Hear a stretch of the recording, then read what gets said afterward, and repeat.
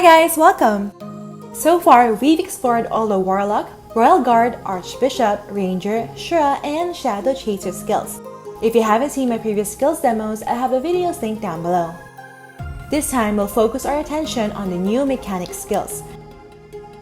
The mechanic is a multifaceted job class who excel in farming and is now the War of Imperium frontliners this episode 4.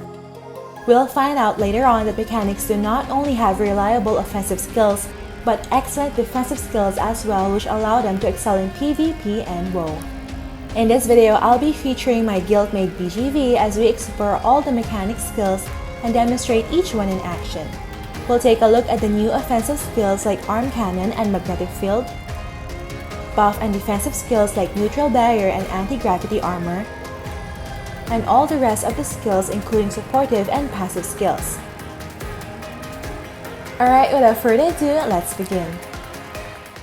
One of the main features of the mechanic is the ability to equip a mount called the Madigear using the active skill Madigear License. While equipped, the attack will be increased, however the agility and movement speed will be decreased. Furthermore, while in this state, the mechanic cannot be healed, accelerated, or slowed. The effect will last for 600 seconds and the same skill is used to demount. At skill level 5, the attack is increased by 150 and there is no longer any decrease in agility and movement speed. As we can see here, the Madigear cannot be healed by our full support. Even the Kitty Cat Gora cannot heal it. What we can do instead is to unequip the Madigear to heal the mechanic. Another option is for the full support to prioritize Kyria Lason instead of heal. However, later on, we'll cover a skill that will allow the mechanics to heal themselves, as well as fellow mechanics equipped with the Madigear. Alright, up next, let's dive into the set of offensive skills for the mechanics, starting with Knuckle Boost. This is an active skill that deals single target range attack damage. The damage is affected by the caster's dexterity. The higher the dexterity, the higher the damage. Because it is single target, Knuckle Boost can be used for farming mobs which doesn't spawn in groups. With good equips, it is possible to one-hit mobs using this skill. Furthermore, this skill's damage can be affected by elemental converters. Unlocking the Successive Flying Punches rune will give additional 10% damage to Knuckle Boost. There are 5 runes for this, giving us a total of 50% additional damage. Up next, we have Arm Cannon. This is an AoE offensive skill and is the main damaging skill for PvP. This fires a cannon which deals neutral attack damage to enemies in range. Unlike Knuckle Boost, this skill is force neutral, so it will not be affected by elemental converters. Furthermore, the damage will be multiplied based on the enemy's size. Small-sized enemies will receive 1.5 times damage, while large-sized enemies will receive only 0.75 times of the damage. Let's try it out. Here we can demonstrate that Arm Cannon is a burst damage skill that can affect multiple units. Also, another feature of this skill is that it ignores flee, meaning your attacks won't miss even if your target has a high flee build such as Skeleton Cross and Shadow Chasers. The most recommended equipment for Arm Cannon is the Doom Axe because of its tier 8 bonus damage when using the skill. At tier 8, it will give plus 5% Arm Cannon damage and an additional 1% bonus damage for each refinement level. Furthermore, reaching plus 15 refinement will give plus 10% Arm Cannon damage. There are 2 runes for Arm Cannon. First up, Arm Cannon Strong will give us additional 10% damage to Arm Cannon. There are 4 runes for this, giving us a total of plus 40% additional damage. Up next, we have Arm Cannon Destroy. This will reduce the enemy's defense by 10% for 5 seconds. There are 4 runes for this, giving us a total of 40% defense reduction. So not only does Arm Cannon ignore flee, it also reduces a huge percentage of the target's defense with this rune unlocked, making it a strong offensive skill for mechanics. Next, another AoE offensive skill is Self-Destruction. This is an active skill in which the Madigear will self-destruct, dealing neutral damage to nearby enemies. Note that this will demount the Madigear, consume all SP, and will cause the Madigear license to enter a 10-second cooldown.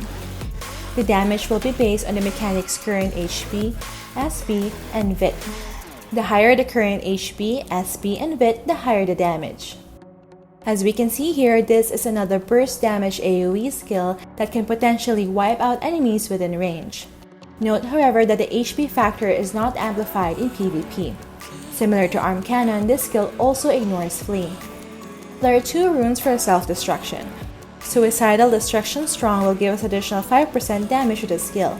There are 7 runes for this, giving us a total of 35% additional damage.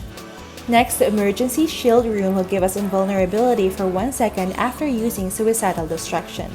There are 3 runes for this, giving us a total of 3 seconds of invulnerability.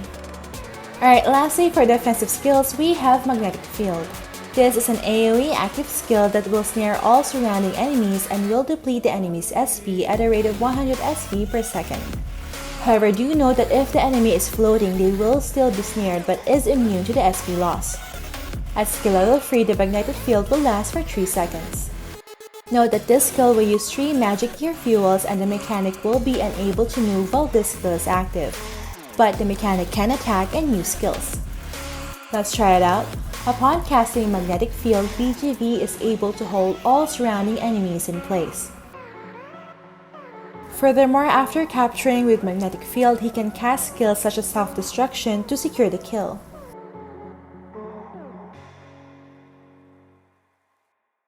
Unlocking the Magnetic Field Strong runes will add plus 10 SP loss from enemies per second. There are 5 runes for this, giving us a total of plus 50 SP loss from enemies per second. Alright, up next we have a couple of buff and defensive skills that will boost not only the mechanic, but his or her team's survivability as well. First up, we have Neutral Barrier. This is an active buff for the mechanic, and all party members within range will have increased defense and magic defense. Furthermore, the real highlight is that they will be granted immunity to ranged physical attacks. At skill level 3, the bonus is plus 300 defense and plus 150 magic defense. Let's try it out. Here we can see that using the Neutral Barrier gives us a shield against ranged physical attack. This immunity will last for 7 seconds. Upon trying it out with a Volunteer Warlock Zirkus, we can see here that the shield won't work against magic damage. Note that this skill will have 1 Madagear fuel cost. Up next, another defensive skill is the Anti-Gravity Armor. This is an active skill in which the Madagear hovers off the ground, granting immunity to traps and ground-targeted skills. Furthermore, this will increase the Madagear's movement speed by 25% for 50 seconds at skill level 5. Let's try it out. Here, our Shadow Chaser Kanye has laid out magic traps for BGV. However, upon activating Anti-Gravity Armor, we can see that BGV is very much immune to the damage. Furthermore, even Warlock AoE skills like Storm Gust and Meteor Storm don't stand a chance against this excellent defensive skill. Alright, up next we have Side Slide. This is an active skill which will allow the Madagear to quickly move forward. This is a very useful skill for mobility and for escaping the burst attacks of enemy choke points in the War of Imperium. Lastly, for the active skills, we have Repair. This is a supportive skill that will heal oneself and an ally Madagear. The HP restore is dependent on the max HP and int. The higher the max HP and int, the higher the HP restore. Here we can see that BGV is healing his co-mechanic Keech. Just to demonstrate again, our full support Kelsey is unable to heal Madagears. However, as we can see here, mechanics can heal not only themselves but ally Madagears as well. However, do note that you have to manually select your ally Madagear to be able to heal them. Unlocking the Repair Mastery runes will increase the healing effect by 5%. There are 5 runes for this, giving us a total of 25% additional heal. Alright, up next we have the mechanics passive skill, starting with Lure. This is a passive skill in which the skill Mammonite reduces the target's defense and movement speed. At skill level 10, the reduction in defense is at 20% and the movement speed reduction is at 30% for 3 seconds. Up next, we have Mechanical Modification. This is a passive skill that will reduce the delay of cart attack and will increase the movement speed after using cart attack. At skill level 5, 0.5 seconds will be deducted from the cart attack delay, 15% will be added to the movement speed, and the duration will be for 3 seconds. Last but not the least, for the mechanic skills, we have Axe Mastery. This is a passive skill which will increase attack and ignore defense when an axe is equipped. At max skill level 10, we will have plus 100 attack and plus 10% ignore defense. Alright, so far we've gone through all our newly unlocked mechanic skills. I hope this video was helpful in giving us an idea on how all the mechanic skills work. With their excellent offensive and defensive skills, make sure to watch out for them in the War of Imperium. Alright, that's it for this video guys. Don't forget to like if you enjoyed watching this guide. If you're new here, I would love for you to consider subscribing by hitting that subscribe button down below. I would love to have you back. Thank you for watching and see you in our next episode.